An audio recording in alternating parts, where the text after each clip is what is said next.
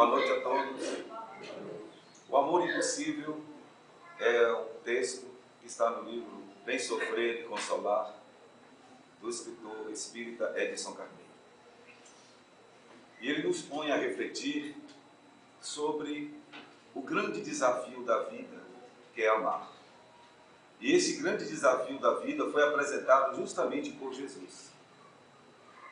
Tudo que Jesus ensinou, ele disse, se resume nisto: amar a Deus acima de todas as coisas e ao próximo como a si mesmo. Fareis isso e sereis felizes. E aí nos perguntamos, a gente consegue amar a Deus verdadeiramente? Se a primeira condição para sermos felizes é amar a Deus, neste momento parece que esse amor é um tanto impossível. Porque a gente tem uma expectativa imediata de que se você ama alguém, você quer estar muito perto deste alguém. Você quer viver na intimidade com este alguém. Quer tocar e ser tocado por este alguém. Em relação a Deus, sentimos uma distância enorme. E então nos abatemos com essa ideia de amar, em primeiro lugar e acima de tudo, alguém que não vemos, que não conhecemos muito bem e que temos a impressão de estar muito distante. Esse parece ser um amor impossível, ser um obstáculo para que a gente conclua o ciclo de conquistas da felicidade, já que a primeira condição, segundo Jesus, o maior de todos que passou por aqui, a nossa felicidade começa pelo amor a Deus. E enquanto isso, enquanto a gente não consegue amar esse amor distante, enquanto a gente não consegue amar os outros com os quais convivemos, também não conseguimos nos amar. Aí parece que é impossível amar o próximo. E parece que é impossível também nos amarmos. E assim ficamos nós, no meio do caminho. Não amamos Deus porque é impossível. Não amamos o próximo porque a gente não sabe como conquistar o próximo e fazer com que ele viva muito próximo na nossa intimidade. E, como consequência, se não amamos Deus, se não amamos o próximo, a gente acaba também tendo baixa autoestima, ou seja, é o grande problema que nós sentimos hoje. As pessoas não se amam o suficiente, por isso que não se cuidam o suficiente, não se preparam o suficiente, não buscam uma vida saudável, justamente em respeito à própria vida, à vida de si mesmo, em sinal de amor, assim, conforme Jesus nos ensina.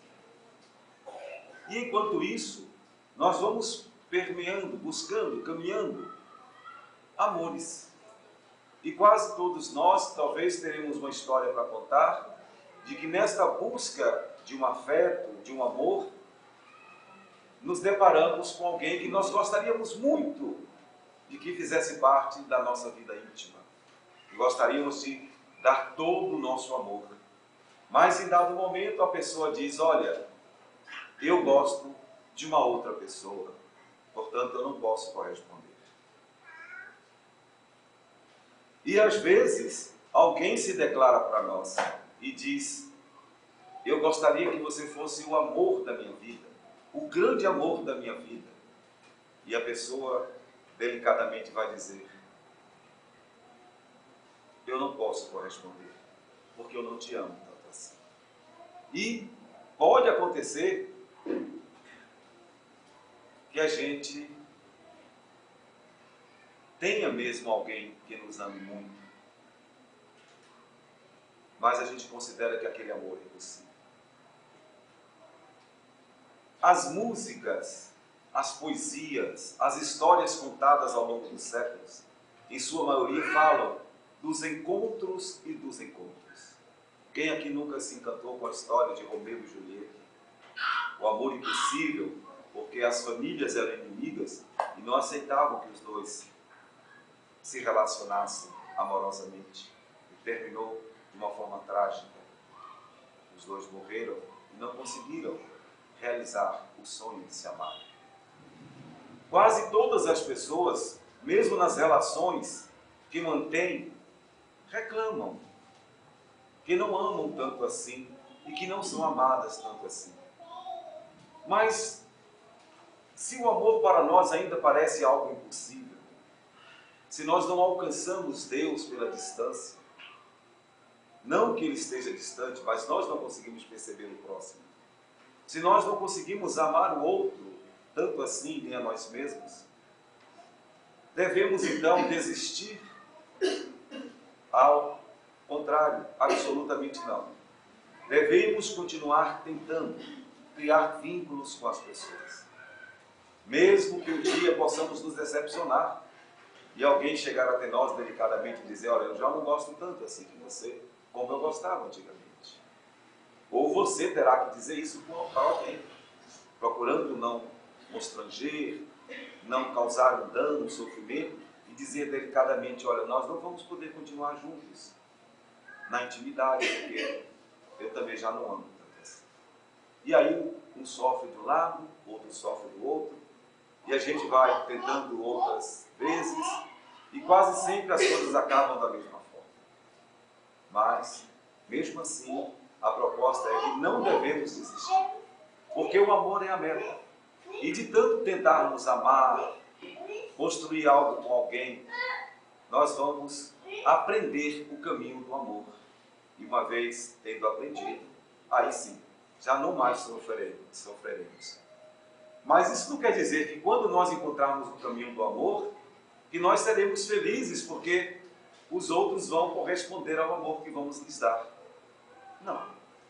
A proposta de Jesus é o amor fraterno, é o amor renúncia, é o amor sacrifício, é o amor maternal. É aquele amor que apenas se preocupa em se doar, não quer absolutamente nada em troca. É por isso que amar para nós é impossível, porque no atual estágio evolutivo em que nos encontramos, a gente não quer saber disso, de somente amar sem ser amado. A gente quer reciprocidade o tempo todo. E enquanto isso estiver acontecendo, enquanto estivermos esperando o amor do outro para nos preencher, nós nunca seremos felizes. Estaremos sempre em sofrimento. Porque o amor a que Jesus se refere é um amor que apenas ama. É aquele estágio em que a pessoa ama amar, ama o amor, ama a possibilidade de se doar, sem desejar que o outro faça o mínimo de esforço para corresponder, para pelo menos dar um sinal de reconhecimento, de gratidão pelo amor que lhes devolvemos. Vejam, e assim colocado, praticamente a gente responde à indagação do tema: o amor impossível. Lembremos disso. É impossível porque a gente ainda não consegue amar indiscriminadamente. A gente não consegue amar sem exigir do outro, sem exigir alguma coisa em troca. É só por isso. Mas nós devemos continuar tentando, decepcionando uns ou sendo decepcionados por outros. Temos que continuar tentando, até que nós vamos atingir um nível de maturidade desse amor que é mais parecido com o amor de mãe, o amor maternal. Não que todas as mães sejam cheias de amor, não. Inclusive é importante lembrar que o Livro dos Espíritos, quando se refere à mãe, esse mês de maio, né, que é o mês que a gente lembra muito as mães, ele não se refere à mãe propriamente como sendo o maior exemplo de amor. Se refere ao amor materno. Aí sim, o amor materno é o amor mais sublime que nós conhecemos aqui. Aquele capaz de amar mesmo não sendo amado. As mães que verdadeiramente amam, elas não julgam, não condenam, não esperam nada em troca dos seus filhos. Ela apenas se doa e se sente feliz quanto mais se doa neste amor. Mas é bom lembrarmos, né, que não é toda mãe que tem o amor materno. Algumas realmente são mães, tiveram filhos, eles nasceram, são filhos biológicos, legítimos, mas isso não significa que existe um amor materno. Só por ter nascido de si não é o suficiente.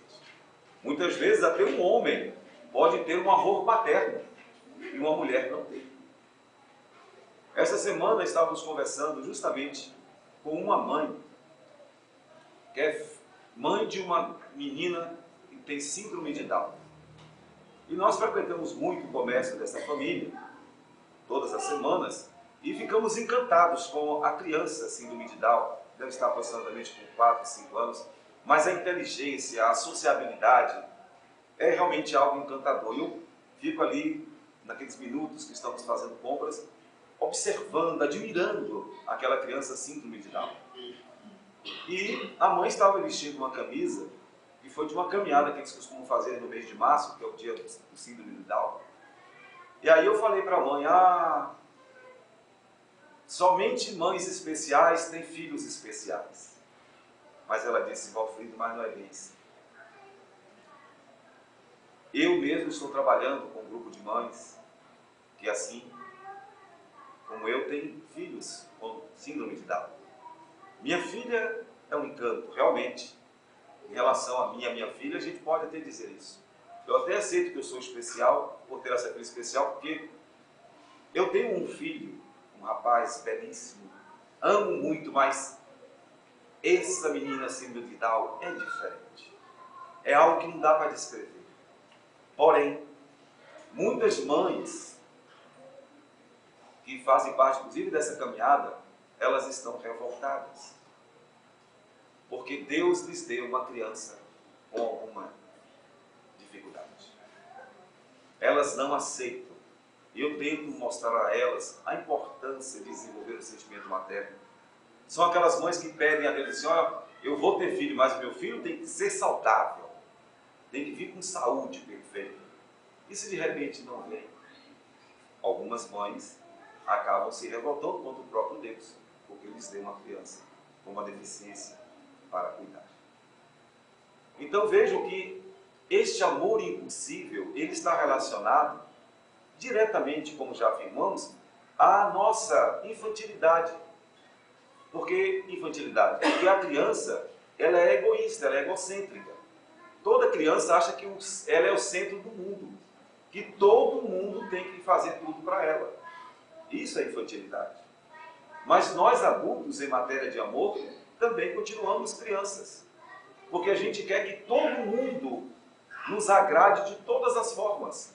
A gente quer ser o centro do universo e que todo mundo gire em torno de nós para fazer o que a gente gosta, para nos agradar, nos acariciar o tempo todo. Isso é infantilidade. Então, quando se fala em amor impossível, amor a Deus, ao próximo e a si, este amor é impossível, entre aspas, enquanto a gente estiver nessa postura infantil, de querermos apenas receber dos outros os afetos, as atenções, os mimos.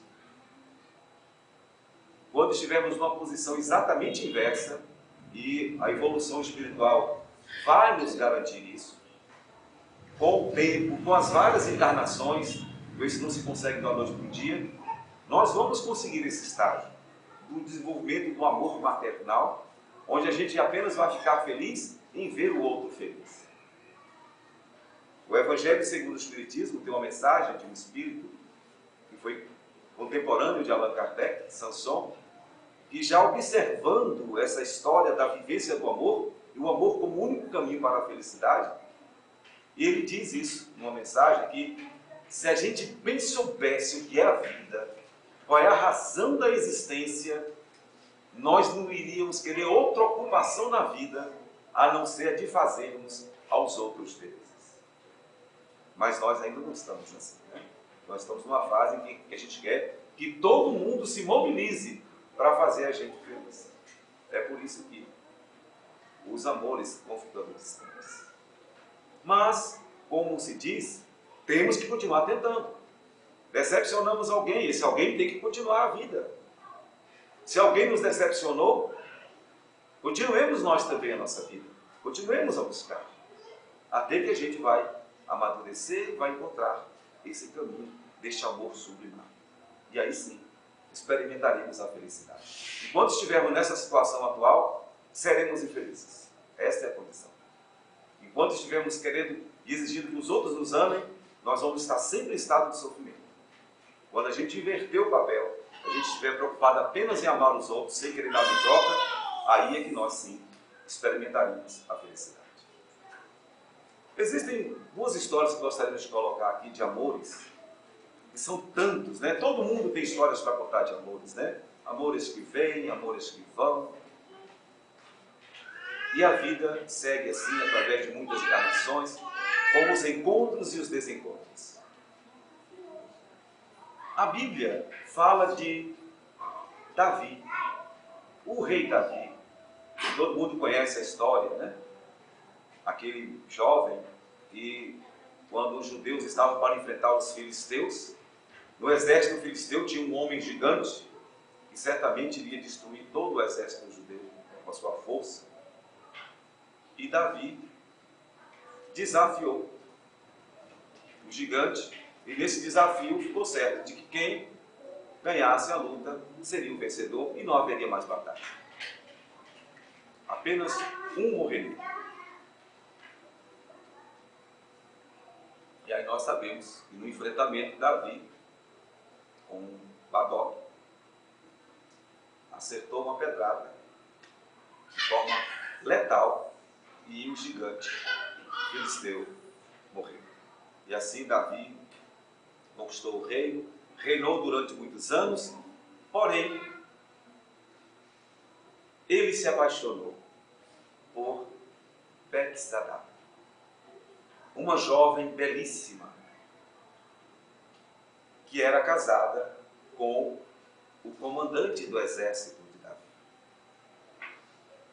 Mas a paixão dos dois cresceu tanto, e era um amor considerado impossível, porque na tradição da época, inclusive, dos judeus, uma pessoa que casava-se jamais poderia separar por motivo algum. E diante daquela angústia de não poder desposar a sua amada Betsabá, Davi arquitetou um plano. E numa das batalhas contra os próprios filisteus, que eram inimigos constantes dos judeus, ele armou a situação tal que o comandante ficou vulnerável no campo de batalha, sem muita proteção, e facilmente ele foi atingido e foi morto pelo exército filisteu. Ao voltar da batalha, o comandante foi reconhecido como um grande herói do reino de Davi. Mas ali, agora, Betsabá estava viúva. Não havia mais um impedimento religioso, social. Os dois se casaram. Mas há um detalhe.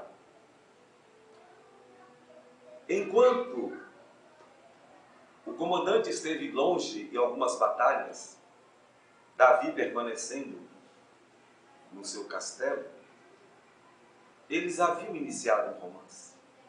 E Betsabá ficou grávida. E o filho era filho de Davi. Mas ninguém sabia disso. Pelo menos fingia não saber. E o menino foi criado por um certo tempo, como se fosse o filho do comandante. Mas as evidências eram grandes, porque Davi dava uma dedicação tão grande a esse menino, e estava já diante de uma situação, porque no reinado, esse menino teria que ser o sucessor. Mas Davi estava numa situação constrangedora, de ser fiel ou não à tradição do seu reino e do seu povo, e lá estava um jovem, uma criança ainda, crescendo debaixo dos carinhos de seus pais, Davi e Betsabá. Natã, um dos sacerdotes judeus, com muita sabedoria, um dia procurou Davi e disse-lhe: grande rei, eu tenho uma situação gravíssima para que Vossa Majestade possa resolver. Já que naqueles tempos os reis eram juízes, eram legisladores, eram eles que decidiam.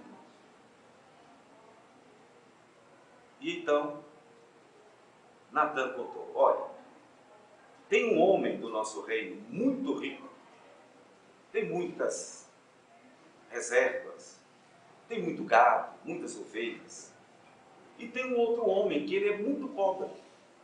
A única coisa que ele possui é uma ovelha, que ele ganhou, ainda novinha, cuidou tão bem e ficaram tão íntimos, a ovelha e este homem pobre, que a ovelha mora dentro da casa com ele, come no mesmo prato que ele, bebe no mesmo copo com ele, dorme com ele. Mas o homem rico iria receber uma visita. E mesmo tendo muitas ovelhas, muitos gados, ele foi lá e pegou justamente a ovelhinha do homem pobre, mandou matá-la e fez um ensopado e ofereceu no almoço do seu convidado. Ah, mas não é possível, disse Davi, que coisa horrível, eu já tenho a sentença agora mesmo. Tem que matar este homem rico, como é que faz uma coisa dessas? Mas antes dele ser morto, ele tem que dar 4 vezes mais do que ele tirou do homem pobre. Natan disse, pois bem, meu rei. O homem rico é o Senhor. E eu estou aqui para esclarecer essa história que não pode ficar sem solução. E eu tenho uma informação de que o seu filho irá morrer. Porque você tinha como homem rico as mulheres que quisesse. Poderia amar todas elas ao mesmo tempo até se quisesse. Mas resolveu ficar justamente com uma pessoa que já tinha um comprometimento. E pior, levou o seu marido ao assassinato. E nós dois sabemos o que aconteceu. Pela trama que fizemos. E Deus, Ele está acima de nós todos. E Ele vai levar o seu filho. Davi ficou em estado de choque. E com algumas semanas, o menino ficou muito doente. E a doença foi se agravando. E Davi procurou todos os médicos e recursos que havia no seu reino para salvar aquele menino. Quanto mais cuidava do menino, mais o menino piorava. Quando estava numa situação crítica, Davi fez um jejum e disse, eu só vou comer no dia que Deus devolver a saúde do meu filho. Se trancou e rezava dia e noite, sem comer, sem beber nada. No 7º dia do seu jejum, pedindo, implorando a Deus que perdoasse, que deixasse o seu filho viver. Até que